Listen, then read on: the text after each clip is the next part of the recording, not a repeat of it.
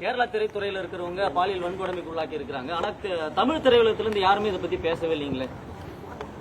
கேரளாவில் வந்து ஹேமா கமிட்டினோட அமைச்சு வந்து அங்க உள்ள பாலியல் துன்புறுத்தல் நடிகர்கள், அதாவது திரைத்துறையில் நடக்கிற பாலியல் துன்புறுத்தல் தொடர்பாக ஒரு அறிக்கையை சப்மிட் பண்ணிருக்காங்க. தமிழ்நாட்டில் நடிகர்களுக்கு வந்து பாதுகாப்பான சூழல் இருக்கா? தமிழ்நாட்டில் நடிகர்களுக்கு எல்லாருக்கும் இருக்குங்க பாதுகாப்பான விஷயங்கள் வந்து அவங்கவுங்க பொறுப்புல இருக்கிறவங்க பாத்துக்கிறாங்க. அந்த ப்ரொடக்ஷன் வந்து பாத்துக்கிறாங்க. ஆர்டிஸ்ட்க்கு வந்து ப்ரொடெக்ஷன்ன்றது அவங்களே பவுன்சர்ஸ் வச்சுக்கிறாங்க. முதல்ல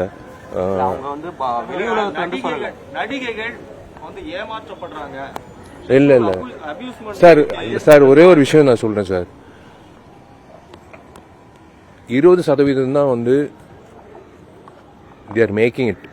அவங்க வந்து சினிமா நடிக்கக்கூடிய வாய்ப்பு கிடைக்குது.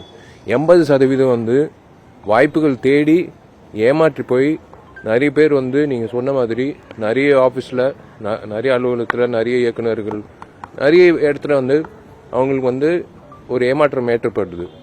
அது மாற்று கருத்தே கிடையாது. இது வந்து அவங்க சுதாரிக்கணும்.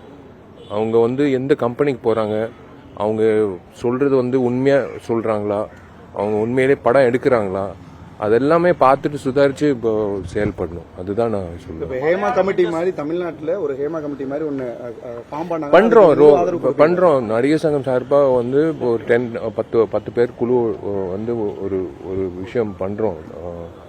அதுக்கான ஏற்பாடுகள் போது, அதுக்கான அறிவிப்பு கூடி சீக்கிரம் வந்துடும். அது கண்டிப்பா நடக்கும். அது செய்ய வேண்டிய எங்களோட கடமை. அது இப்போ நடிகர் சங்கம் என்றது வெறும் ஆண்களுக்கு மட்டும் இல்லை, பெண்களும் சரிசமமா இருக்காங்க.